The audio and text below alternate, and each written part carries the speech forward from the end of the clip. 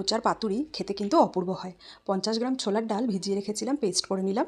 এখানে 2-3টে কাজু বাদাম, একটা কাঁচা লঙ্কা, 1 চামচ করে সর্ষে, পোস্ত, কিছুটা আদার টুকরো, অল্প জল দিয়ে একটা ফাইন পেস্ট রেডি করলাম। আগে থেকে সিদ্ধ করে রাখা বেশ কিছুটা মোচা নিয়েছি, তার সাথে স্বাদের জন্য নুন, চিনি, হলুদ, 2 চামচ নারকেলের পাউডার বা নারকেল কোড়া, তার সাথে দিয়ে দেবো কিছু কিশমিশের টুকরো, আর ওই যে পোস্ত সর্ষের পেস্ট বানিয়েছিলাম ওটা, আর দিয়ে দেবো ডাল। বেশ কিছুটা তেল অ্যাড করবো, সর্ষের তেল, ভালো করে মেখে নেবো হাতের সাহায্যে। কলা পাতা ধুয়ে রেখেছিলাম, কলা পাতায় পাতুরির আকারে শেপ দিয়ে মিশ্রণটাকে বসিয়ে দেবো। উপর থেকে একটা, মাঝখান থেকে চিরা কাঁচা লঙ্কা দিয়ে পাতাটাকে ফোল্ড করে সুতো দিয়ে বেঁধে নেব, বা টুথপিক থাকলে সেটা দিয়ে পিন করে নেব। কড়াইতে সর্ষের তেল বা সাদা তেল গরম করে মিডিয়াম হিটে রেখে পাতুরিগুলোকে বসিয়ে দেবো।